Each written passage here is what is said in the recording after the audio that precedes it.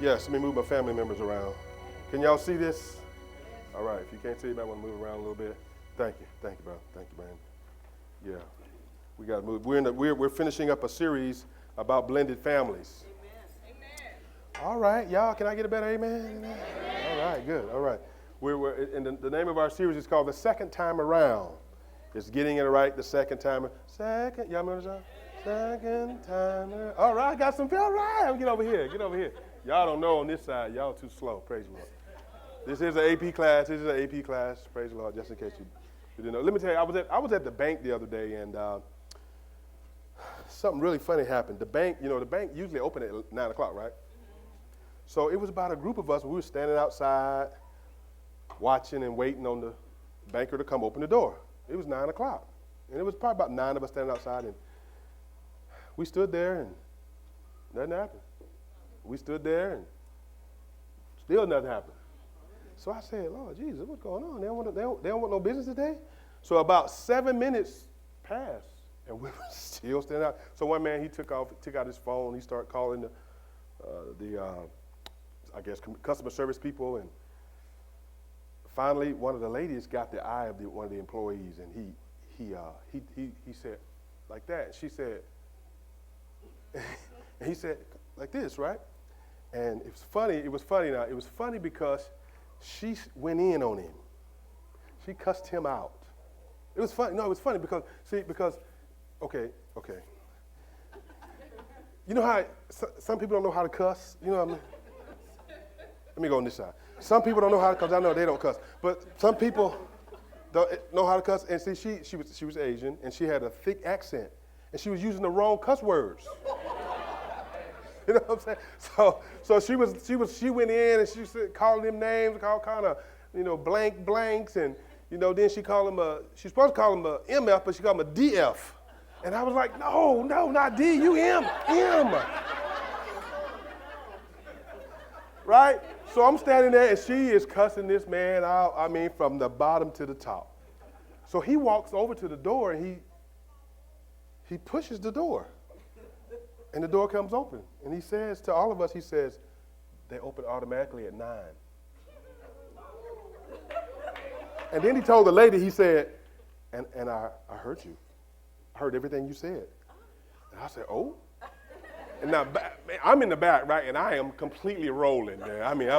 I am literally in tears because it was hilarious. First, because she was using the wrong word. That was first. And second, because I was like, why didn't she think he heard her? But because she was really loud and she was going in. So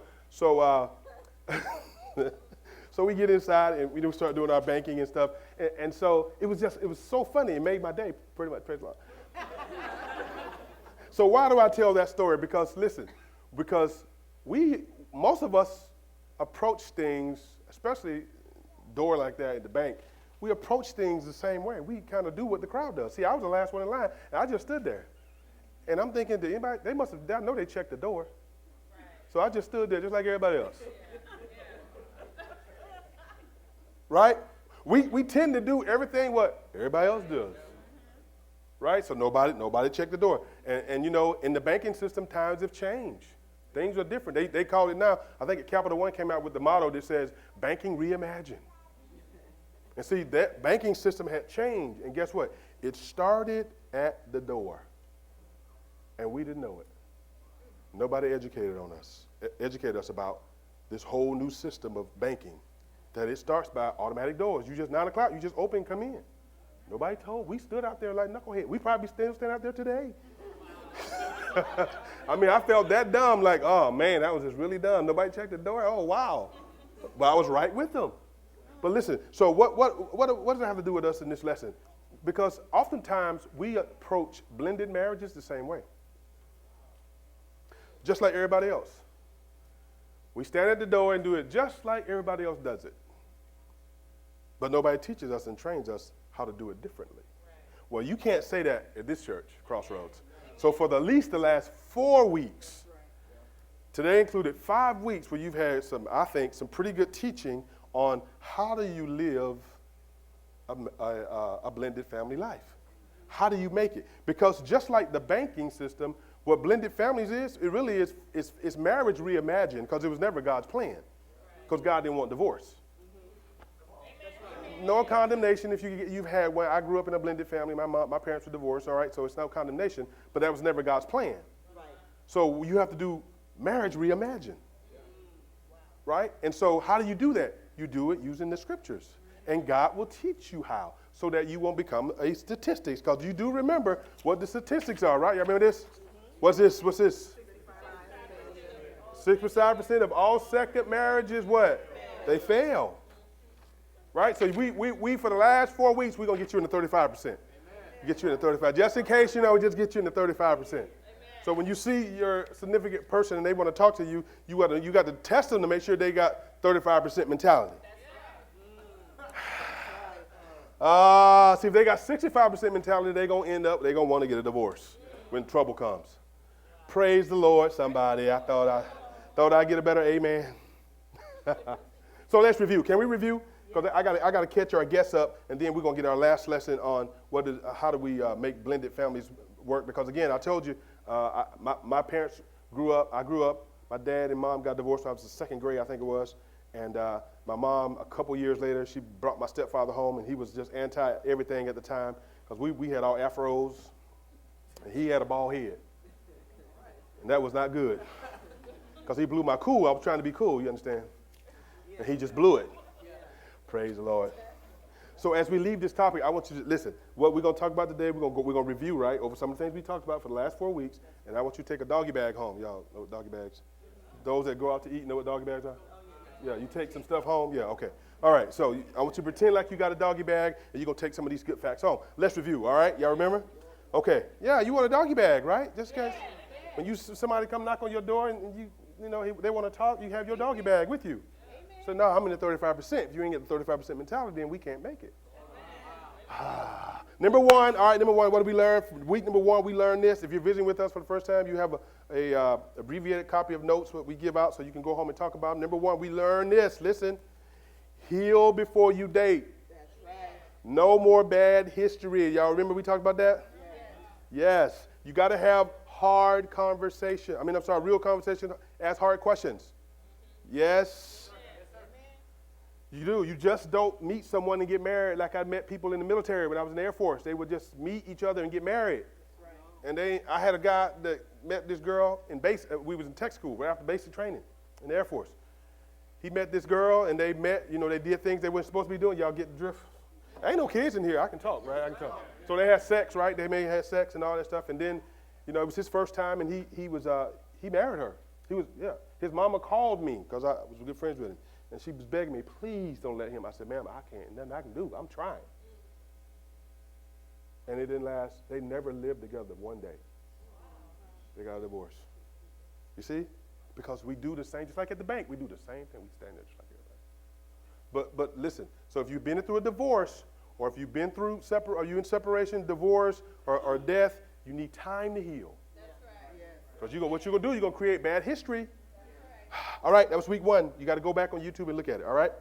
Because now listen, statistics tell us this. 2 years after you've had a divorce or a death, 2 years before you even consider dating. And if you have kids taking an extra year. So at least 3 years. If you have a dog, that's 6 months, all right? So 2 years and 6 months. I had to throw that in there because some people got dogs. But listen, you can win, but the winning, and you can get into the 35%, but it starts when you start dating. It doesn't start when you say I do and y'all got to go home. Oh, no, it's too late. That's right. You can have too many problems. It starts when you're dating. All right, somebody said week 1. What else we learned? We learned second marriages are like transplants. Y'all remember we talked about that? Second marriage is like transplants. What does that mean? That simply means this. It takes, any time someone has a transplant in their body, it takes every major system working together to make it happen. Every major system, or it won't happen. So it takes everybody in our family, mama, daughter, the other daughter, dad, and son working together to make this blended family happen. Everybody. Just not mom and dad. Okay? It takes everybody. So the issue is, when you're putting together your plan, is how to get everybody on the same page. That's what we're going to talk about today. Get everybody on the same page to make this thing work, because it can work. You can be in the 35%. All right, week number 2, we talked about there must be an interview by each family. This is when you ask all the hard questions. Okay, so let's say this. So this dad wants to date this mom. So, okay, mom needs to have an interview with dad. Now, just in case you wonder why there's suitcases, because everybody come with a bunch of junk, the marriages we come to. And then God had to help us with our junk. You know you had junk in your trunk, didn't you? But you do. You got junk in your trunk. Yes, you do. Anyway, so what will happen is, listen, this father and son will come and they will interview each other. That's how you do it. You got to ask hard. You ask creepy questions. You got to ask financial questions. Are you broke? Do you have a job? Do you have a 401k? No, listen. I'm telling you, I've been doing this for a long time. I'm here to help you tell you. Well, I never knew he was like that. Well, in the interview question, did you ask him? Did you ask the man? Have you ever been arrested? No, you do. See, because listen, what you have to consider is that you also have to talk about these things. Y'all pay attention.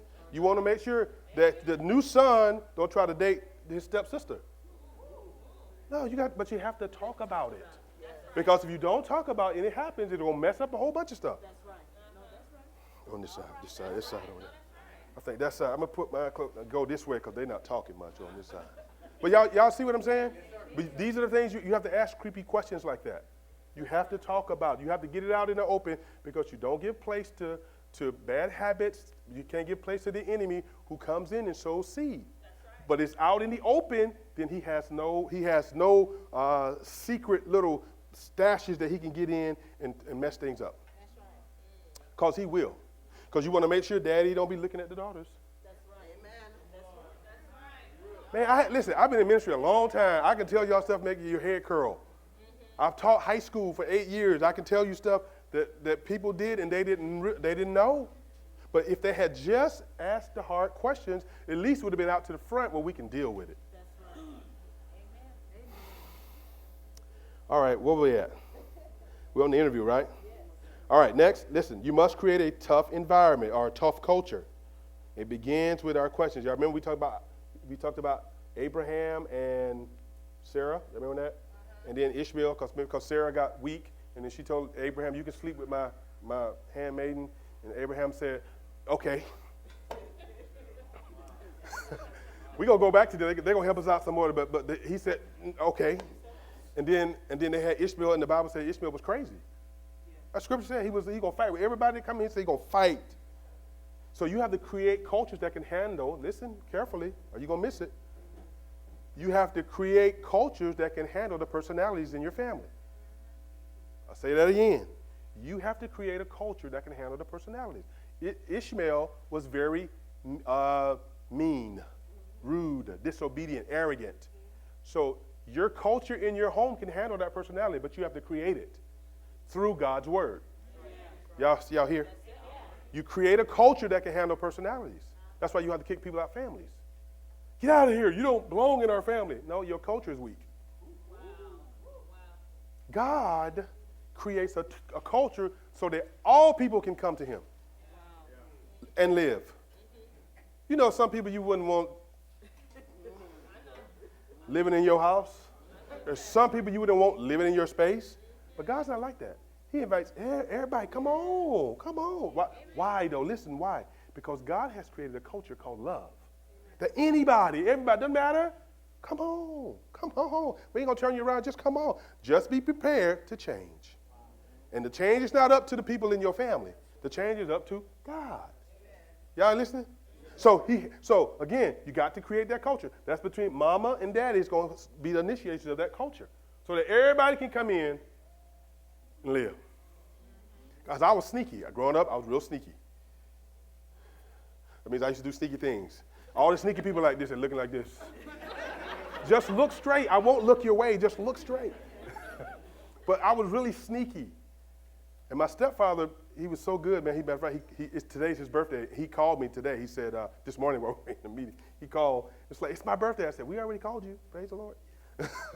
But he created a culture, man, that could handle my personality. And he put me on blast. Son, you acting up in school? Yeah. Okay, good. All right. Okay, good. So, all right, your grades going down? Okay, good. So you got to quit football. Oh, no. Oh, yes, you are. You see, that's culture that can handle. Yeah. That was week number 2, so you'll learn that if you go. All right, week 3, what did we learn? We're just reviewing. Somebody say reviewing. All right, listen. Find your fit in your new family. Don't try to replace the missing person. Find your fit, okay? My stepfather was really good at that, finding your fit. He never tried to be my father. Never. He didn't try to act like him. He didn't try to dress like him. He was him. I told you he had a bald head. He was loud. My dad was cool. He had the pimp hat, you understand, with the hat throwing. He was cool, man. You know what I'm saying? He had always had the baddest hooked up ride. You ride with my dad. Everybody knew him because he was gonna be the best, the top dog. You know, he really was a dog, but he was a top dog. You understand? And he ride, and we'd be like, yeah, say yeah. My stepdad was completely different. He was cool. Cool. That's it. So you don't have to come in and try to be there. The worst thing you can do in a blended family is try to come and replace the person that's missing. No. You got to find your fit. You got to find out how you fit in. God will help you. He'll show you through his word. He'll show you how to fit into the family, so that you can build a culture. All right? So don't go in trying to call me daddy. No. I never called him daddy.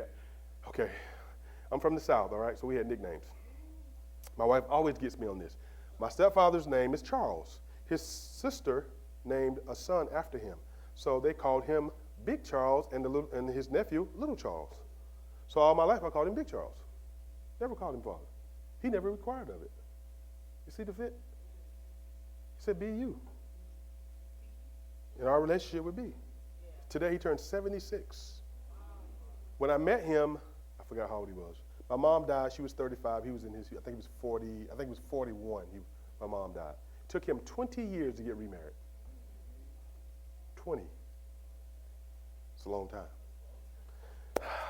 You got to find your fit. Somebody say find your fit. All right, listen. Here we go. Next point. Come on. Again, we're just reviewing. Then we're going to get into our lesson in about 15 minutes, and we better go. All right. High fives instead of hugs. Hugs are a promotion. In other words, be patient with the kids. Don't try to rush in and be all for them. High five them. Hey, good to see you. High five. Don't go out there and talk about, come on, give me a hug. No. I didn't give my stepfather a hug. I don't bump that. We didn't have high five. They hadn't invented high fives in those days, but we wasn't all that. You don't rush it. Kids are the ones that set the pace when it comes to blended families. They set the pace. They'll tell you when they're ready. It might take years. They might be adults. It may not never happen. But that still doesn't stop you, dad and mom coming together and being together as a husband and wife and be happy. Still doesn't stop it. Again, you have to set the culture so it works. All right, last week we talked about this. Are you in or are you out? Y'all remember that? Are you in or you out? Your commitment is so important. You got to understand loyalty to kids are the way into their lives. If you're loyal, if they can depend on you, they know you're committed, they'll let you in. But if you're not really a committed person, they're not going to let you in. And as I said last week, girls can discern it more than guys. Because boys, we kind of a little slow. We still in the AP class, we just had well, I'm talking about when it comes down to the emotional stuff. Girls are a little ahead of us. Girls can discern. They know if you tripping. They know if you in and out, you playing. They know, they can discern that. So they're more discerning to know. And I'm telling you, commitment is so important. If they can see your commitment, they'll be willing to open up. I saw my stepfather's commitment, but he loved my mama. My wife would tell you, he loved my mama. I mean, he treated her way better than my father did. He would ask her about her opinion. He just talk to her. I mean, it was just great. And I saw his commitment. So when it came time for discipline, I was more willing to allow him to discipline me, correct me. Why? Because I knew he wasn't going nowhere. Came home, we ain't know, see, daddy, we ain't know, and sometimes daddy didn't come home. I know y'all ain't got no daddy like that. No, y'all. Daddy didn't come home. My stepfather was home every night. Came home, dropped this check, mama, there was the check. Do what you got to do. What? You understand? So that allowed him to have access to our lives in ways that a father should. That's right. Because he was so committed. All right, come on, next we talk about this. Untamed emotional parents produce unstable kids. You got to tame your emotions. Cussing and fussing and throwing things don't solve problems. Let me say that real loud, because we got a church full of young people. Cussing and fussing and throwing things do not solve problems. Calling names. You're stupid. No, you're stupid. Nah. You're just an idiot. Listen, none of that stuff works. It does not solve problems. All right? So if you're out of control, I told y'all when I taught high school, man, kids that was out of control, and I called their parents. Hey, your son out of control. What's going on with him? Well, I don't know. I said, I don't know where you get it from. I said, I can tell you where you got it from. Home. Because usually if the kids are unstable emotionally, it's because the parents are they got untamed emotions. And listen, you can tame them. Using the word of God. You got to go back and listen to this video. We ain't got time to go over all of it, but you got to go back and listen to the video. But you can tame your emotions so your kids won't be unstable. Amen. Praise the Lord, somebody. All right, so what are we going to talk about today? We got to move kind of fast. We're going to talk about blended expectations. What is going to happen next is always the question, isn't it? Well, listen, and we say that in most parts of our lives. What's going to happen next? My kids love. We go to Universal Studios. They love them rides. At least two of them. DJ, he's a possible. I don't know. He used to like them. I think they used to make him. But they get on those rides, and you ever get on those rides? There's one of them at Universal Studios. It's dark. What's that one called? Yeah, the Mummy. That's it, the Mummy. You got on. It's dark. You don't know what's gonna happen. And I know you going up like this, you're gonna drop. And that's why I don't like drops. Don't do no drops. Don't be playing with me, man. I get up there and I'll ask that guy, hey, is there any drops? Oh, no. Okay, good. If there's a drop, I'm going back to find him when I get off. I'm going to find him. Come here. Because, listen, that's how we are. We are people with expectations. We come to almost everything in life with expectations. What's going to happen next? Yeah. And see, the same thing happens with blended families. This family comes together. Everybody comes to the table with expectations. What's going to happen next? What you going to do? What you like? How is our house going? We got questions. To say, hey, what's going to happen? You meet somebody, you want to know what's next. Ladies, if you meet someone, if he don't tell you what's going to happen next, you need to drop him. That's right.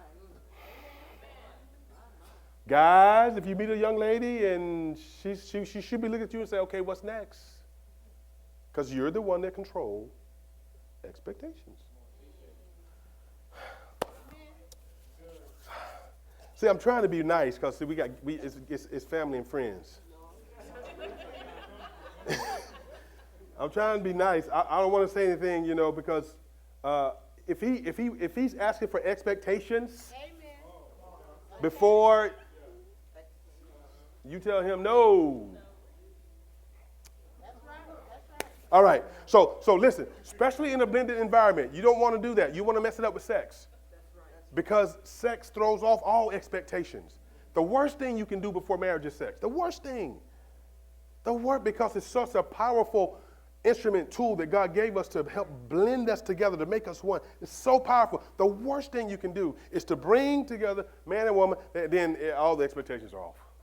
We don't know now what's next. All right. We got to talk about it, okay? So now we're going to solicit the help of Abraham and Sarah. Y'all remember Abraham and Sarah? They're going to help us. What is the expectation? Here's where they are. Let me give you this definition. Expectations are beliefs that spring from a person's thought process or their history. Right? Y'all got that? Expectations are things that springs from a person's belief or their history. Because if I got a history, like as I said, I asked my stepfather, how come it took you so long to get married? He said, babe, son, your mama was good to me. And it was hard for me to find somebody like that. What impacted that? His history. That's right. You see? See, your history will impact what you expect. You had a bad history, you will come to that table, you think you might, you can mask it real good, but let some heat happen. Them expectations are going to come up. You just like everybody else. So you expected me to be like everybody else. I ain't got time, man. I got time. All right, so let's go to our story. It's Abraham and Sarah. And God had told them they were going to have a son, but they were old now. They're 75, and Sarah was somewhere in the 65 something. So they're at a place now where they kind of doubting. So listen, Sarah had an idea, so she approached her husband, Abraham. You can see that the eternal one, that's God, has still not allowed me to have any children. In other words, she said, God acting real slow, so I'm going to help him. I know you've never done that. Why don't you sleep with my servant girl? Maybe I could use her as a surrogate and have a child through her. Abraham listened to Sarah and agreed to follow her plan. That was real easy, wasn't it? After that, after they lived 10 years in Canaan, Abraham's wife, Sarah, took her servant girl, Hagar, the Egyptian, and gave her to her husband Abraham as a wife. So Abraham slept with Hagar. It was not long before she conceived. We don't know how many times, but we know she got pregnant.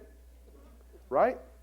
Yeah, y'all get on the way home. So she slept with Hagar, and it was not long before she conceived. But as soon as she knew she was pregnant with Abraham's child, Hagar's attitude changed, and she became haughty towards Sarah.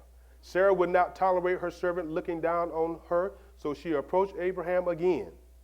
All right? She says, Abraham, this is all your fault.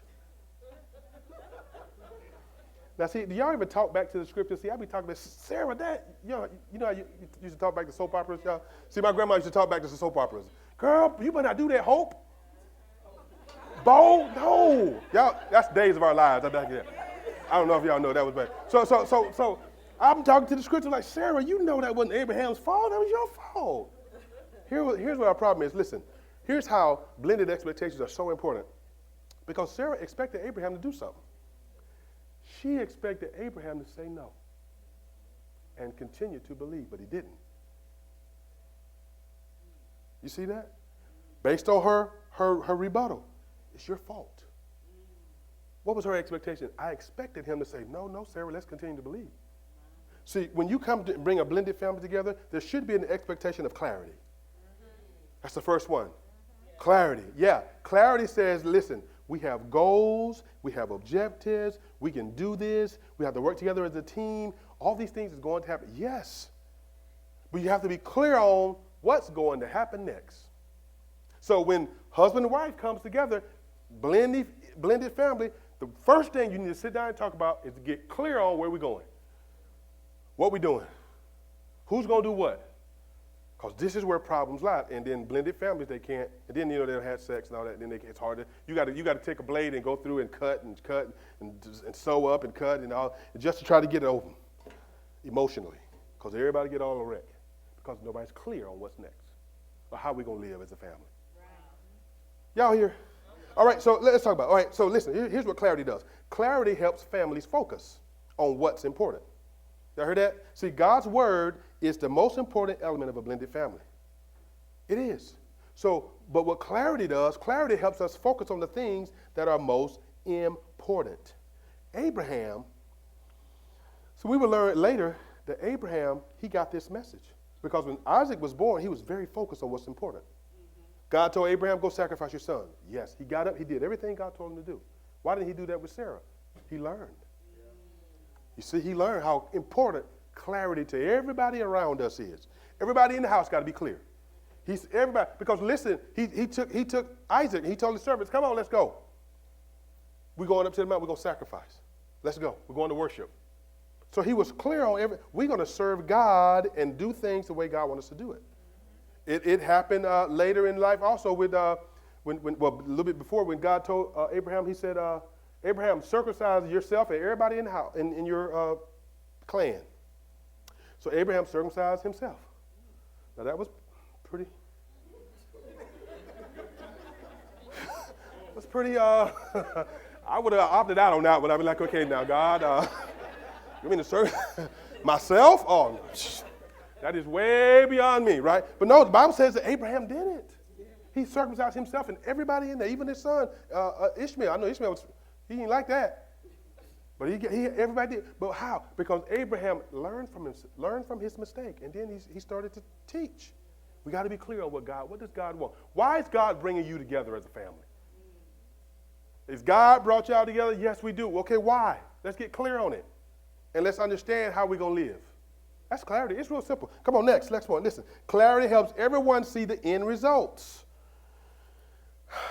When things look like the end is usually, listen, when we start doing things on our own and doing things our own way and not doing things God's way, we mess things up.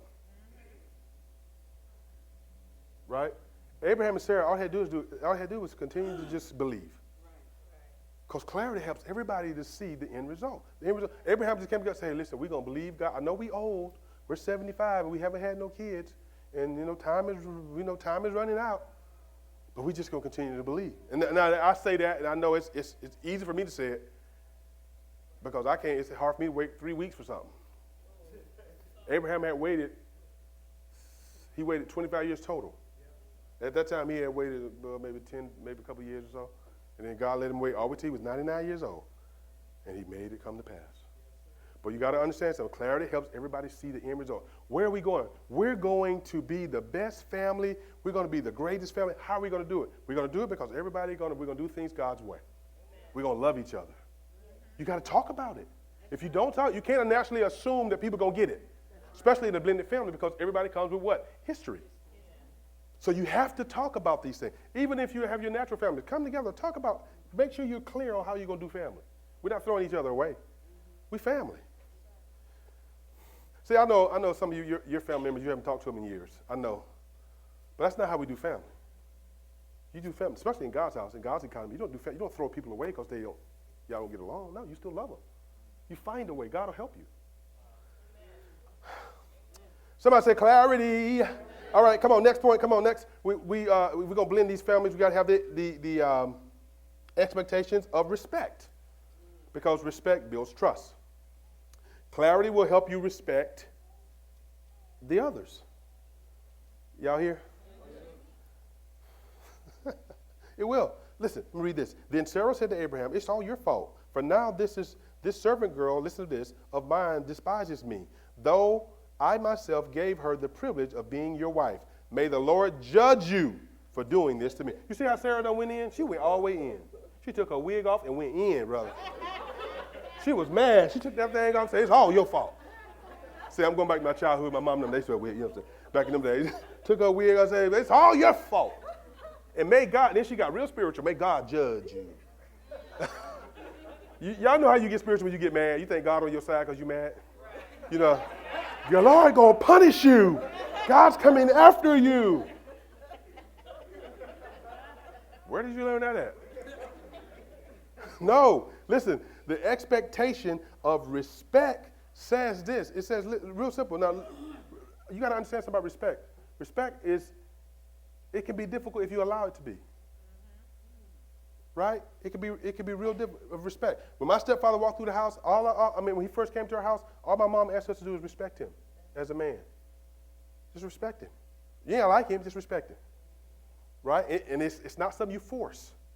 Let me give you your first point. Listen, respect costs us nothing, but its return is priceless. In other words, it's given. It's given. It's what we give. I give respect. Nobody, you got to earn my respect. No, you don't. I choose to give it to you. Because what dictates if I've earned it or not? How do I know if I've earned it? How do I know you're not going to change the requirements? No, respect, I give you respect. I had a young lady in my class, I think I've told y'all this story. The child was so rude every day she came to class. Now, me and her would be going at it. I mean, I was one of them kids, you want to fight. You just want to just throw, you know. And so, I mean, every day, and I would always be nice, and always just say, you know, I would kick her out. I would call the administrator, come get her. Same old story, just come on get her, right? And so, long story short, I just knew she was going to turn out bad. I get a knock on my door one day during my planning period, and I'm thinking, who is knocking on my door? It's planning period. I'm not opening it. So I opened it. It was her. She had a chef suit on. And I said, yes, ma'am. Hey, she graduated already. She said, I want to come back to you and tell you thank you. I said, for what? She said, I just finished my first year of chef school, and I would have never did this if you had not respected me. She said, because I did not respect you. You see, respect costs you nothing, but it's priceless in return. You just never know. When you respect someone, you never know how that's going to come back to you. But I can guarantee you it comes back every time. Yeah. See, Sarah, she mad at Abraham. She disrespecting him. Abraham, it's all your fault. And God going to get you. Abraham was like, really? Okay. What's up? Respect, listen. Respect is shown by listening and asking questions. You notice Abraham never interrupted her. He never interrupted her at all. He let her talk. She was going in. He didn't interrupt her. He just let her talk. See, listen, at our house, at the Patrick household, it's so funny because we listen to each other. And we respect each other. Everybody gets a chance to talk. We talking at the table, eating dinner, we talking at the table. And you better not cut nobody off. They'll be like, and then everybody say, hey, she was talking, let her finish. Why? We're just showing respect toward each other. What we're saying is your voice is important. We want to hear what you got to say. Finish. You see that? So you got to understand, what is the expectation of respect? If you have that expectation when you walk through that door, it's going to help you develop a culture so your family can make it. You can get in that 35%. Come on, I got a couple more points. I'll be done. Listen, how many more points I got? 2? 1.5. All right, listen. The expectation of honesty. Somebody say honesty. What does that promote? It promotes caring. The worst thing you can do is lie. The worst thing you can do as a step-parent is lie. Don't make no vague promises to any of those kids. Don't come in the door saying, I'm going to be this for you. I'm going to do this. We're going to do this. I'm going to do all these things. The worst thing you can do is lie. No. They want to see how honest you are, especially girls.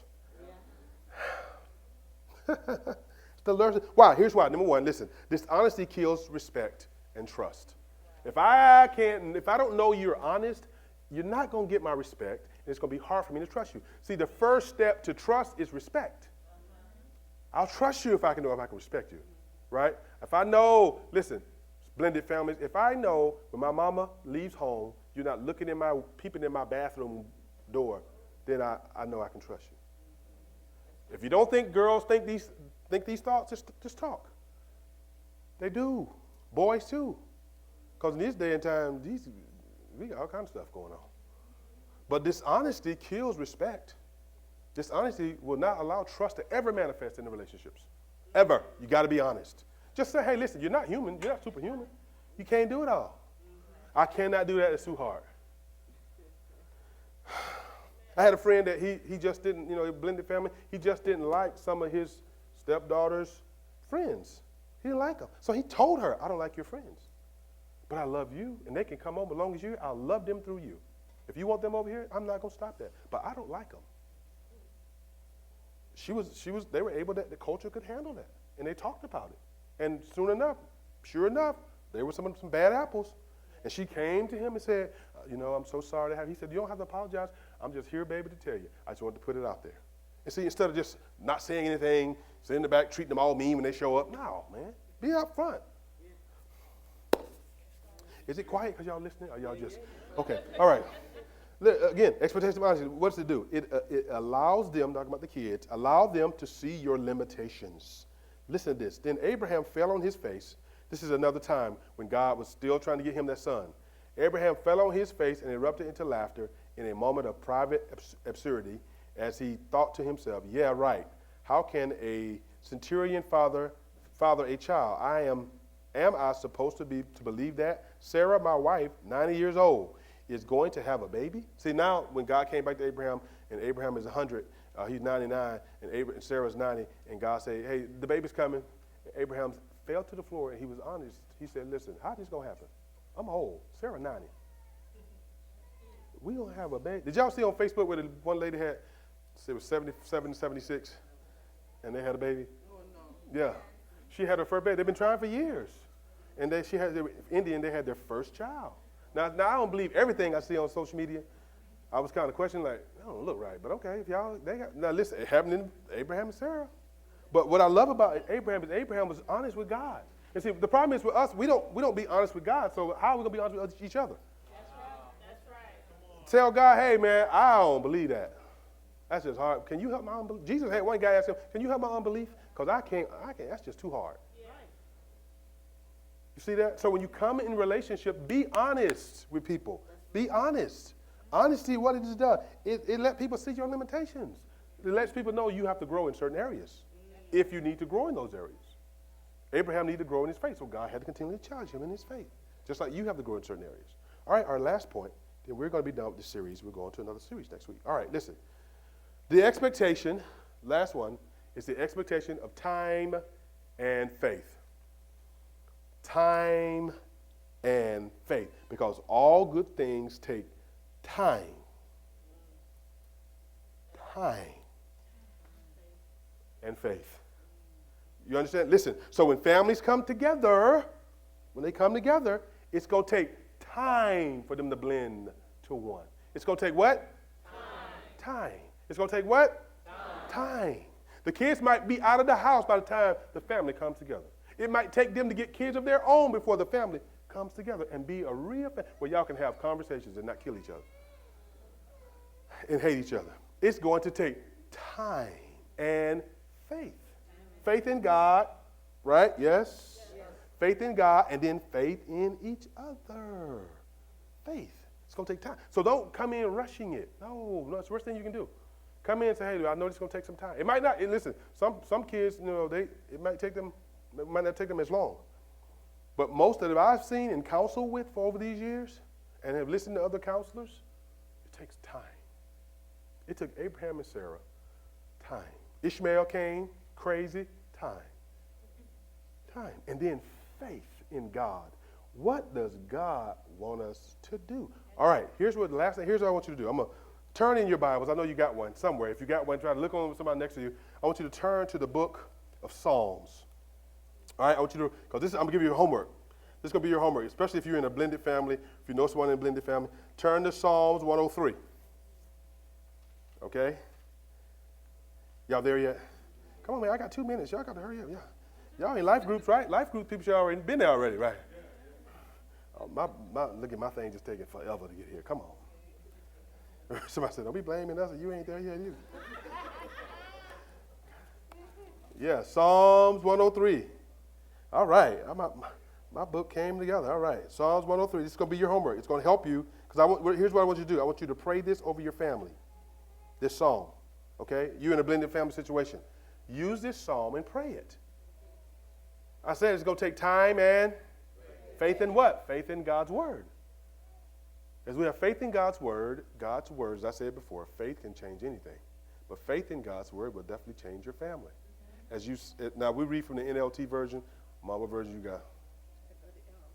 She got the Holy Version. What you got? I got the KNIV. Okay. Yeah, I told you that's the Holy Version.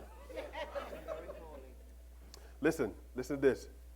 I'm just going to go over 2 scriptures and we'll be done. Listen. The scripture says this. I'm reading it from the today's Living Bible. It says this. It says, I bless the holy name of God with all my heart. Yes, I bless the Lord and not forget the glorious things he has done for me. Listen to me real careful. How do I pray that? I pray this in my family. Say, listen, guys, God brought us together. We're not going to forget all the great things he's done. So let's take time and thank him for all the things he's done for us. That's how we pray it. All right? Then the verse 2, listen to this. He forgives all my sins and he heals me. Let's just stop right there. If just those 2 scriptures, you can go all the way down, but pray this over your family. He says, he forgives all of my sins. So what am I telling the people in my family? That we should have forgiveness. You know why? Because God forgives us. We should not hold grudges. Why? Because God doesn't hold any grudges against us. So we should do that. So take this Psalms 103 and pray this with your family. Pray it. Just use it as a guide for you to pray for one another and see how the Spirit of God leads you through it so you'll know how to pray for each other on a daily basis. And I'll tell you, if you do these type things, you can win in a blended family. You can get yourself out of the 65%. You can get yourself into the what? 35. Stand to your feet all over the room. Let's pray. Father.